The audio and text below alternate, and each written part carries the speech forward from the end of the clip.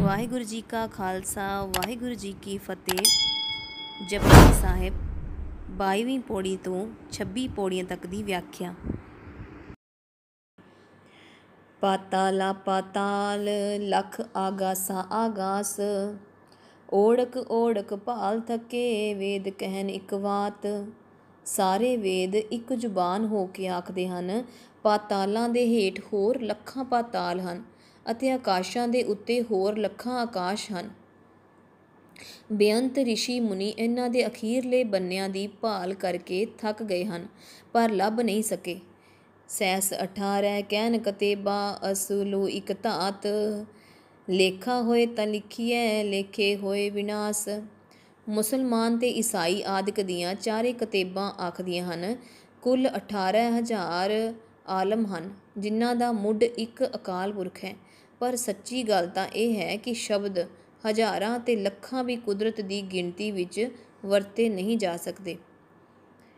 ਅਕਾਲ ਪੁਰਖ ਦੀ ਕੁਦਰਤ ਦਾ ਲੇਖਾ ਤਦੋਂ ਹੀ ਲਿਖ ਸਕੀਦਾ ਹੈ ਜੇ ਲੇਖਾ ਹੋ ਸਕੇ। ਇਹ ਲੇਖਾ ਤਾਂ ਹੋ ਹੀ ਨਹੀਂ ਸਕਦਾ।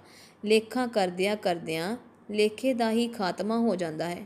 ਗਿਣਤੀ ਦੇ ਹਿੰਦਸੇ ਹੀ ਮੁੱਕ ਜਾਂਦੇ ਹਨ।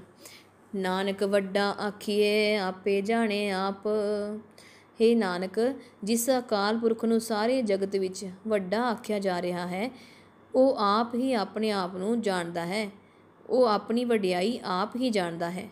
ਸਾਲਾ ਹੀ ਸਾਲਾਹ ਏਤੀ ਸੁਰਤ ਨ ਪਾਈਆ, ਨਦੀਆ ਅਤੈ ਵਾਹਾ ਪਵੈ ਸਮੁੰਦ ਨ ਜਾਣੀਐ ਹੈ। ਸਲਾਹਣ ਯੋਗ ਅਕਾਲ ਪੁਰਖ ਦੀਆਂ ਵਡਿਆਈਆਂ ਆਖ ਆਖ ਕੇ ਕਿਸੇ ਮਨੁੱਖ ਨੇ ਇਤਨੀ ਸਮਝ ਨਹੀਂ ਪਾਈ ਕਿ ਅਕਾਲ ਪੁਰਖ ਕਿੱਡਾ ਵੱਡਾ ਹੈ। ਸਿਫਤ ਸਲਾਹ ਕਰਨ ਵਾਲੇ ਮਨੁੱਖ ਉਸ ਅਕਾਲ ਪੁਰਖ ਦੇ ਵਿੱਚ ਹੀ ਲੀਨ ਹੋ ਜਾਂਦੇ ਹਨ। ਨਦੀਆਂ ਤੇ ਨਾਲੇ ਸਮੁੰਦਰ ਵਿੱਚ ਪੈਂਦੇ ਹਨ, ਪਰ ਫਿਰ ਵੱਖਰੇ ਉਹ ਪਛਾਣੇ ਨਹੀਂ ਜਾ ਸਕਦੇ। ਵਿੱਚੇ ਹੀ ਲੀਨ ਹੋ ਜਾਂਦੇ ਹਨ ਤੇ ਸਮੁੰਦਰ ਦੀ ਥਾਂ ਨਹੀਂ ਪਾ ਸਕਦੇ। ਸਮੁੰਦ ਸਾ ਸੁਲਤਾਨ ਗਿਰਹਾ ਸੇਤੀ ਮਾਲ ਧਨ, ਕੀੜੀ ਤੁਲਨਾ ਹੋਵਨੀ ਜੇ ਤਿਸ ਮਨੋ ਨ ਵਿਸਰੈ। ਸਮੁੰਦਰਾਂ ਦੇ ਪਾਤਸ਼ਾਹ ਤੇ ਸੁਲਤਾਨ, ਜਿਨ੍ਹਾਂ ਦੇ ਖਜ਼ਾਨਿਆਂ ਵਿੱਚ ਪਹਾੜ ਜਿਹੇ ਧਨ ਪਦਾਰਥਾਂ ਦੇ ਢੇਰ ਹੋਣ, ਪ੍ਰਭੂ ਦੀ ਸਿਫਤ ਸਲਾਹ ਕਰਨ ਵਾਲੇ ਦੀਆਂ ਨਜ਼ਰਾਂ ਵਿੱਚ ਇੱਕ ਕੀੜੀ ਦੇ ਵੀ ਬਰਾਬਰ ਨਹੀਂ ਹੁੰਦੇ। ਜੇ ਉਹ ਅਕਾਲ ਪੁਰਖ ਉਸ ਕੀੜੀ ਦੇ ਮਨ ਵਿੱਚੋਂ ਤੂੰ ਨਾ ਵਿਸਰ ਜਾਏ। ਅੰਤ ਨ ਸਿਫਤੀ ਕਹਿਣ ਨ ਅੰਤ, ਅੰਤ ਨ ਕਰਨੈ ਦੇਨ ਨ ਅੰਤ। ਅਕਾਲ ਪੁਰਖ ਦੇ ਗੁਣਾਂ ਦਾ ਕੋਈ ਹੱਦ ਬੰਨਾ ਨਹੀਂ ਹੈ। ਗਿਣਨ ਨਾਲ ਵੀ ਗੁਣਾਂ ਦਾ ਅੰਤ ਨਹੀਂ ਪੈ ਸਕਦਾ, ਗਿਣੇ ਨਹੀਂ ਜਾ ਸਕਦੇ। ਅਕਾਲ ਪੁਰਖ ਦੀ ਰਚਨਾ ਤੇ ਦਾਤਾਂ ਦਾ ਅੰਤ ਨਹੀਂ ਪੈ ਸਕਦਾ। ਅੰਤ ਨ ਵੇਖਣ ਸੁਣਨ ਨ ਅੰਤ, ਅੰਤ ਨ ਜਾਪੇ ਕਿਆ ਮਨ ਮੰਤ।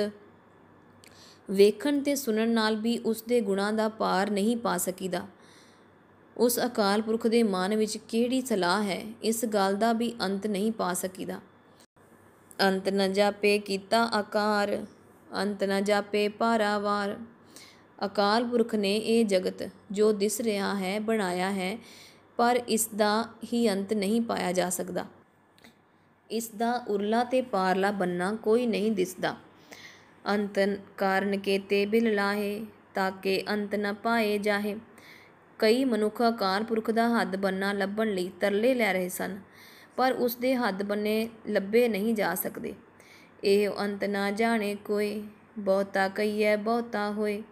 ਅਕਾਲ ਪੁਰਖ ਦੇ ਗੁਣਾਂ ਦਾ ਇਹ ਹੱਦ ਬੰਨਾ, ਇਸ ਦੀ ਬੇਅੰਤ ਜੀਵ ਭਾਲ ਕਰ ਰਹੇ ਹਨ, ਕੋਈ ਮਨੁੱਖ ਨਹੀਂ ਪਾ ਸਕਦਾ। ਜਿਉਂ ਜਿਉਂ ਇਹ ਗੱਲ ਆਖੀ ਜਾਵੀਏ ਕਿ ਉਹ ਵੱਡਾ ਹੈ, ਤਿਉਂ ਤਿਉਂ ਉਹ ਹੋਰ ਵੱਡਾ ਪ੍ਰਤੀਤ ਹੋਣ ਲੱਗ ਪੈਂਦਾ ਹੈ। ਵੱਡਾ ਸਾਹਿਬ ਉੱਚਾ ਥਾਉ, ਉੱਚੇ ਉੱਪਰ ਉੱਚਾ ਨਾਉ। ਅਕਾਲ ਪੁਰਖ ਵੱਡਾ ਹੈ, ਉਸ ਦਾ ਟਿਕਾਣਾ ਉੱਚਾ ਹੈ, ਉਸ ਦਾ ਨਾਮਣਾ ਵੀ ਉੱਚਾ ਹੈ। ਏਵੜ ਉੱਚਾ ਹੋਵੈ ਕੋਇ, ਤਿਸ ਉੱਚੇ ਕੋ ਜਾਣੇ ਸੋਏ। ਜੇ ਕੋਈ ਹੋਰ ਉਸ ਜਿੱਡਾ ਵੱਡਾ ਹੋਵੇ, ਉਹ ਹੀ ਉਸ ਉੱਚੇ ਅਕਾਲ ਪੁਰਖ ਨੂੰ ਸਮਝ ਸਕਦਾ ਹੈ ਕਿ ਉਹ ਕਿੱਡਾ ਵੱਡਾ ਹੈ। ਜੇਵੜ ਆਪ ਜਾਣੇ ਆਪ ਆਪ, ਨਾਨਕ ਨਦਰੀ ਕਰਮੀ ਦਾਤ। ਅਕਾਲ ਪੁਰਖ ਆਪ ਹੀ ਜਾਣਦਾ ਹੈ ਕਿ ਉਹ ਆਪ ਕਿੱਡਾ ਵੱਡਾ ਹੈ। ਹੇ ਨਾਨਕ, ਹਰੇਕ ਦਾਤ ਮਿਹਰ ਦੀ ਨਜ਼ਰ ਕਰਨ ਵਾਲੇ ਅਕਾਲ ਪੁਰਖ ਦੀ ਬਖਸ਼ਿਸ਼ ਨਾਲ ਮਿਲਦੀ ਹੈ। ਬਹੁਤਾ ਕਰਮ ਲਿਖਿਆ ਨਾ ਜਾਏ, ਵੱਡਾ ਦਾਤਾ ਤਿਲ ਨਾ ਤਮਾਏ। ਅਕਾਲ ਪੁਰਖ ਦੀ ਬਖਸ਼ਿਸ਼ ਏਡੀ ਵੱਡੀ ਹੈ ਕਿ ਲਿਖਣ ਵਿੱਚ ਲਿਆਂਦੀ ਹੀ ਨਹੀਂ ਜਾ ਸਕਦੀ।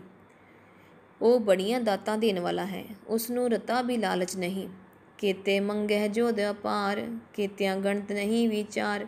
ਬੇਅੰਤ ਸੂਰਮੇ ਅਕਾਲ ਪੁਰਖ ਦੇ ਦਰ 'ਤੇ ਮੰਗ ਰਹੇ ਹਨ ਅਤੇ ਮੰਗਣ ਵਾਲੇ ਕਈ ਹੋਰ ਅਜਿਹੇ ਹਨ ਜਿਨ੍ਹਾਂ ਦੀ ਗਿਣਤੀ ਤੇ ਵਿਚਾਰ ਨਹੀਂ ਹੋ ਸਕਦੀ। ਕੇਤੇ ਖਪ ਟੁੱਟੇ ਵੇਕਾਰ, ਕੇਤੇ ਲੈ ਲੈ ਮੁੱਕਰ ਪਾਹੇ, ਕੇਤੇ ਮੂਰਖ ਖਾਹੀ ਖਾਹੇ। ਕਈ ਜੀਵ ਉਸ ਦੀਆਂ ਦਾਤਾਂ ਵਰਤ ਕੇ ਵਿਕਾਰਾਂ ਵਿੱਚ ਹੀ ਖਪ ਖਪ ਕੇ ਨਾਸ ਹੁੰਦੇ ਹਨ। ਬੇਅੰਤ ਜੀਵ ਅਕਾਲ ਪੁਰਖ ਦੇ ਦਰ ਤੋਂ ਪਦਾਰਥ ਪ੍ਰਾਪਤ ਕਰਕੇ ਮੁੱਕਰ ਪੈਂਦੇ ਹਨ।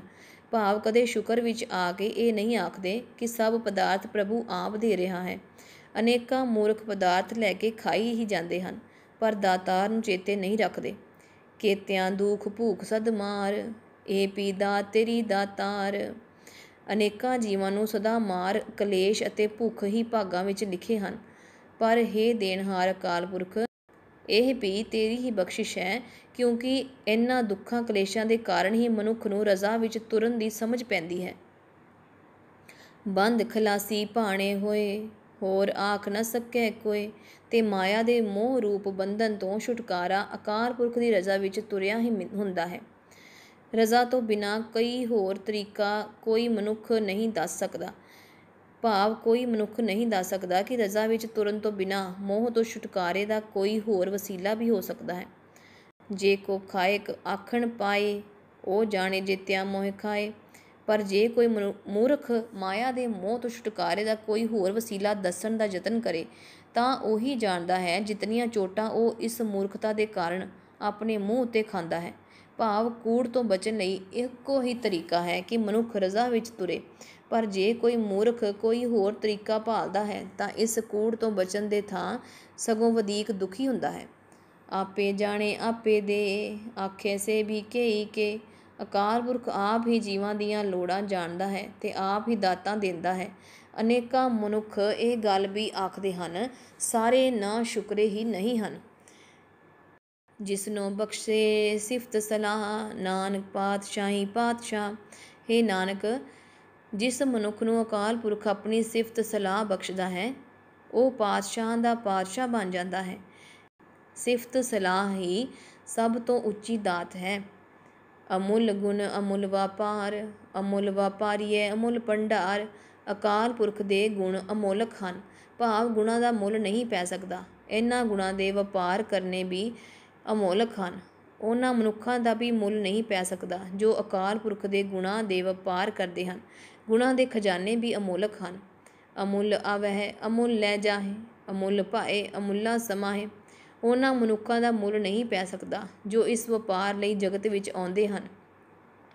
ਉਹ ਵੀ ਵੱਡੇ ਭਾਗਾਂ ਵਾਲੇ ਹਨ ਜੋ ਇਹ ਸੌਦਾ ਖਰੀਦ ਕੇ ਲੈ ਜਾਂਦੇ ਹਨ। ਜੋ ਮਨੁੱਖ ਅਕਾਲ ਪੁਰਖ ਦੇ ਪ੍ਰੇਮ ਵਿੱਚ ਹਨ, ਜੋ ਮਨੁੱਖ ਉਸ ਅਕਾਲ ਪੁਰਖ ਵਿੱਚ ਲੀਨ ਹੋਏ ਹੋਏ ਹਨ, ਉਹ ਵੀ ਅਮੋਲਕ ਹਨ। ਅਮੁੱਲ ਧਰਮ ਅਮੁੱਲ ਦੀਵਾਨ, ਅਮੁੱਲ ਤੁਲ ਅਮੁੱਲ ਪਰਵਾਨ। ਅਕਾਲ ਪੁਰਖ ਦੇ ਕਾਨੂੰਨ ਤੇ ਰਾਜ ਦਰਬਾਰ ਅਮੋਲਕ ਹਨ। ਉਹ ਤੱਕੜ ਅਮੋਲਕ ਹਨ ਤੇ ਉਹ ਵੱਟਾ ਅਮੋਲਕ ਹਨ, ਜਿਸ ਨਾਲ ਜੀਵ ਦੇ ਚੰਗੇ ਮੰਦੇ ਕੰਮਾਂ ਨੂੰ ਤੋਲਦਾ ਹੈ। ਅਮੁੱਲ ਬਖਸ਼ੀਸ਼ ਅਮੁੱਲ ਨਿਸ਼ਾਨ, ਅਮੁੱਲ ਕਰਮ ਅਮੁੱਲ ਫੁਰਮਾਨ। ਉਸ ਦੀ ਬਖਸ਼ਿਸ਼ ਤੇ ਬਖਸ਼ਿਸ਼ ਦੇ ਨਿਸ਼ਾਨ ਵੀ ਅਮੋਲਕ ਹਨ। ਅਕਾਲ ਪੁਰਖ ਦੀ ਬਖਸ਼ਿਸ਼ ਤੇ ਹੁਕਮ ਵੀ ਮੁੱਲ ਤੋਂ ਪਰੇ ਹਨ, ਕਿਸੇ ਦਾ ਵੀ ਅੰਦਾਜ਼ਾ ਨਹੀਂ ਲੱਗ ਸਕਦਾ। ਅਮੁੱਲੋ ਅਮੁੱਲ ਆਖਿਆ ਨਾ ਜਾਏ, ਆਖ ਆਖ ਰਹਿ ਲਿਵ ਲਾਏ। ਅਕਾਲ ਪੁਰਖ ਸਭ ਅੰਦਾਜ਼ਿਆਂ ਤੋਂ ਪਰੇ ਹੈ, ਉਸ ਦਾ ਕੋਈ ਅੰਦਾਜ਼ਾ ਨਹੀਂ ਲੱਗ ਸਕਦਾ। ਜੋ ਮਨੁੱਖ ਧਿਆਨ ਜੋੜ ਜੋੜ ਕੇ ਅਕਾਲ ਪੁਰਖ ਦਾ ਅੰਦਾਜ਼ਾ ਲਾਉਂਦੇ ਹਨ, ਉਹ ਅੰਤ ਨੂੰ ਰਹਿ ਜਾਂਦੇ ਹਨ। ਆਖੇ ਵੇਦ ਪਾਠ ਪੁਰਾਣ, ਆਖੇ ਪੜ੍ਹੇ ਕਰੇ ਵਖਿਆਣ। ਵੇਦਾਂ ਦੇ ਮੰਤਰ ਤੇ ਪੁਰਾਣ ਅਕਾਲ ਪੁਰਖ ਦਾ ਅੰਦਾਜ਼ਾ ਲਾਉਂਦੇ ਹਨ। ਵਿਦਵਾਨ ਮਨੁੱਖ ਵੀ ਜੋ ਹੋਰਨਾਂ ਨੂੰ ਉਪਦੇਸ਼ ਕਰਦੇ ਹਨ, ਅਕਾਲ ਪੁਰਖ ਦਾ ਬਿਆਨ ਕਰਦੇ ਹਨ।